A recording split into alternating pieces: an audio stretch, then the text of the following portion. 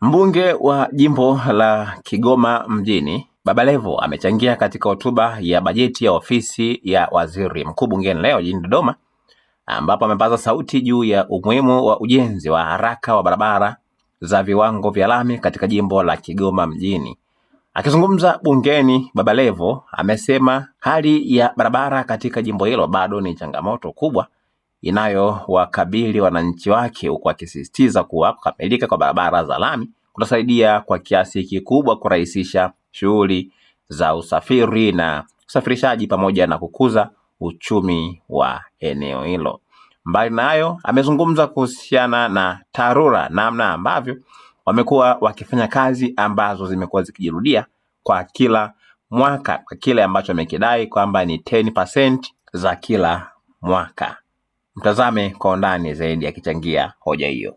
Asante sana Mheshimiwa Mwenyekiti kwa kunipa nafasi na mimi niweze kuchangia katika hotuba ya Waziri Mkuu na bajeti ya ofisi ya Waziri Mkuu. Mheshimiwa Mwenyekiti, kwanza kabisa naipongeza serikali ya awamu ya 6 ya Dr. Samia Suluhu Hassan. Moja, kwa kutupa nafasi vijana. Nimeona Dr. Samia Suluhu Hassan amemaliza lawama kuhusiana na vijana katika bunge hili. Asilimia kubwa ni vijana. Ametupa nafasi twende tukawasaidie wananchi. Lawama yoyote ambayo tulikuwa tunalaumu kama vijana tupewe nafasi, haya bunge hili hapa tuko wengi kuliko watu wenye umri mkubwa. Sasa huu ni muda wa sisi kuweza kuonyesha Tanzania kwamba vijana tunaweza. Ukiangalia idadi kubwa ya mawaziri wamepewa vijana. Mama amemaliza kwenye hilo. Ni muda wetu wa kufanya kazi. Sasa nimeangalia asilimia 97 ya wabunge wote ambao wameongea katika bunge hili la Jamhuri ya Muungano wa Tanzania kuchangia bajeti ya waziri mkuu, ya ofisi ya waziri mkuu, wameongelea barabara. Asilimia 97. Tafsiri yake ni kwamba swala la barabara ni tatizo, ni kama janga lingine. Ni kwa nini tusifanye maamuzi bunge hili tukaiweka swala la barabara kama janga la taifa na tukatafuta namna bora ya kuweza kutatua shida ya barabara? Mheshimiwa Mwenyekiti, ukimpelekea mkulima mbolea shambani alafu usipompa barabara ya kufikisha hayo mazao ambayo anayatoa shambani kuyaleta mjini, ni sawasawa na kazi bure.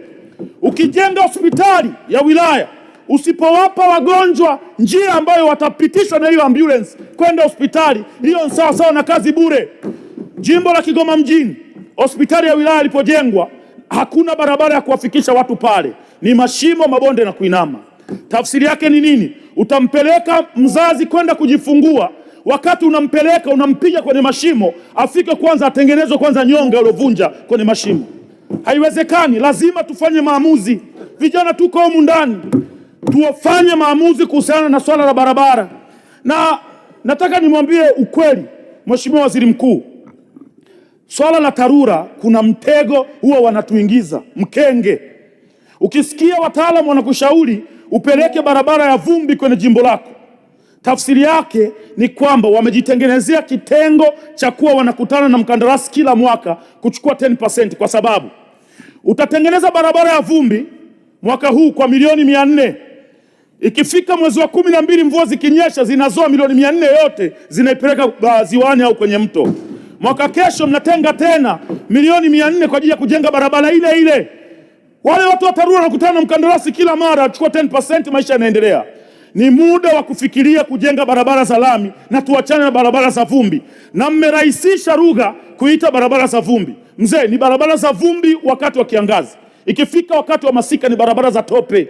Nadhani tuzibadilishe jina, tuziite barabara za tope. Jimbo la Kigoma mjini tulipata ufadhili wa nchi ya Belgium mwaka 2018, mimi nikiwa diwani 2018. Belgium walikubali kutujengea kilomita 42 za barabara za pavement blocks ambazo zingeenda kufuta shida yote ya barabara katika jimbo la Kigoma mjini. Lakini mpaka leo hakuna kinachoendelea, na mkandarasi alikuwepo, upembuzi yakinifu ushafanywa na kila kitu. Juzi nilienda kwa Shemdoe kwake, nyumbani kwake, sikumkuta. Nilienda kwake sikumkuta. Nikaenda nikamuuliza hata shemeji yangu naye sikumkuta. Nikakuta watoto wake maana niliona sura zinafanana na Shemdoe mtupu, nikajua ni watoto wake. Lengo nilikuwa nataka nikakae na Shemdoe tuongee kifamilia kuhusiana na barabara za Kigoma mjini. Jimbo la Kigoma mjini ndio jimbo la mjini ambalo lina barabara za vumbi kuliko jimbo lolote duniani, sio Tanzania, dunia nzima. Nataka nikuhakikishie, ukienda kata ya Mwanga Kaskazini kuna barabara inaitwa barabara ya Serengeti ambayo inaunganisha kata ya Mwanga Kaskazini na kata ya Gungu. Hiyo barabara ina makorongo ambayo ukifika, Mheshimiwa Waziri Mkuu, utasema inna lillahi wa inna ilaihi rajiun. Ukienda kata ya Buzebazeba kutokea uwanja wa Lake Tanganyika, ukipita barabara hiyo ambayo inaenda kuconnect mpaka soko la Buzebazeba, ina connect kata ya Rusimbi, ina connect kata ya Kasingirima, ina connect kata ya Majengo, ina connect kata ya Machinjioni. Barabara zote hizo ni vumbi tupu. Ifikia hatua mtusaidie watu wa Kigoma na sisi tupate barabara ambazo zitaenda kuchochea maendeleo ya mji wetu. Leo hii tunaenda pale na Mheshimiwa Waziri Mkuu, nadhani kesho kutwa, kwenda kukutana na wafanyabiashara kutoka Kongo, Burundi na sehemu zingine tofauti tofauti. Wanaenda kuona aibu iliyopo pale Kigoma mjini. Wanaenda kushuhudia barabara za vumbi zilizotaradadi pale ndani. Na hawa watu wakishaona hizo fursa, baadaye wataanza kuzinunua nyumba za wapiga kura wangu kwa bei ndogo, kwa sababu nyumba iko kwenye korongo, utamuuzia nani bei kubwa? Watazinunua bei ndogo. Tukija kujenga barabara, wananchi wetu watakuwa walipoteza opportunity. Huu ni muda, wameniamini kibarabara, mtoto wao. Nimekuja kuwaombea barabara kwa ajili ya jimbo la Kigoma mjini, katika bunge hili la Jamhuri ya Muungano wa Tanzania. Tusaidieni barabara, tupeni barabara. Na kama tukifanya maamuzi ya pamoja, wabunge wote, nawaambieni ukweli, mama alivyokuja kuhutubia hapa, Dr. Samia Suluhu Hassan, rais wetu, alivyokuja kuhutubia hapa bunge, alivyotaja tu barabara, bunge zima likapiga makofi, akajua hapa kuna tatizo, na ndio maana ameongeza hela kwenye upande wa barabara. Lakini bado, Mheshimiwa Mwenyekiti, tunaomba sana tusaidie watu wa Kigoma tuweze kupata barabara. Hiyo ni tabu kubwa. Shida ya pili, mafuriko. Jimbo la Kigoma mjini limekumbwa na mafuriko. Yapo mafuriko ambayo yanatengenezwa na Mwenyezi Mungu. Mwenyezi Mungu analeta mvua nyingi, mafuriko yanatokea. Hiyo hatuwezi kumlaumu mtaalamu yoyote. Lakini yapo mafuriko ambayo yanasababishwa na uzembe wetu sisi ambao ni viongozi tuliopewa nafasi ya kuongoza wale wananchi. Kwa mfano, sehemu ambapo maji yangepata mtaro yangeenda ziwani moja kwa moja, haujajenga mtaro. Tafsiri yake maji yanachagua sehemu ya kupita, aidha achague sebuleni au chumbani, kisha apitilize, endelea shughuli zake. Kwa kuna makosa mengine, hata mimi kwenda kuwapa watu pole naona aibu. Huwezi kwenda kuwapa watu pole sehemu ambapo ungejenga mtaro mkubwa, maji yasingeleta mafuriko kwenye nyumba za watu. Siwezi kwenda, na nikimwona waziri anakwenda aende yeye, wakamzomee yeye mwenyewe. Mimi siwezi kwenda. Mimi ninachotaka kwenda niende na Shemdoe, twende tukazindue mitaro, tukazindue barabara. Hapo tutashirikiana kwa pamoja. Namuomba sana Mheshimiwa Waziri Mkuu atusaidie watu wa Kigoma tuweze kupata barabara. Lakini pia swala la mafuriko ya bwawa la Katubuka. Kuna bwawa linaitwa Katubuka. Hili bwawa liko miaka yote tangu tumezaliwa, halikuwahi kufurumia kiasi kile. Lakini wataalamu wetu walitengeneza mitaro, wakaelekeza maji yote ya mji kwenye hilo bwawa. Sasa hivi limebadilika, limekuwa ni bwawa ambalo linaleta mafuriko kwenye mji wetu wa Kigoma. Sasa kuna mtu alikuja kutudanganya, sijui alisema ni uongo au ni ukweli, akasema Dr. Samia Suluhu Hassan ameelekeza bilioni 4 kwa ajili ya kwenda kutengeneza mtaro wa kuyatoa maji pale Katubuka. Na tukamwona mkandarasi anaanza kazi, na mimi nikaenda kuitisha mkutano, nikasema mnaoiona kazi ya mama.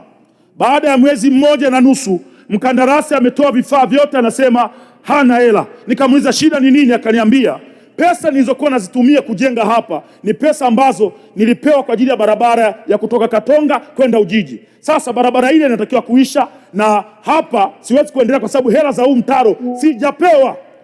Mzee wangu Shemdoe, nisaidie. Na mimi ni mmoja kati ya mashabiki wako, na kukubali, unatusikiliza, tunakuheshimu, unatuheshimu, na hata 2030 ukichukua fomu yoyote tuko nyuma yako mzee wangu. Asante. Kwa la mwisho Mheshimiwa, naomba la mwisho. Malizia kwa kuunga hoja, malizia. Yes, namalizia. Swala la mwisho Mheshimiwa Mwenyekiti ni swala la fidia. Wananchi wa kata ya Majengo na pamoja na machinjioni walikubali kupisha upanuzi wa airport pale Kigoma mjini, na wakazuiliwa baada ya kufanyiwa valuation, wakazuiliwa wasijenge tena kwenye nyumba zao kwa sababu wanasubiria kulipwa. Sasa tunakwenda mwaka wa pili, tofali liking'oka mtu anashindwa kurudishia kwa sababu anaamini kwamba hilo tofali itaongeza gharama ambayo hatolipwa.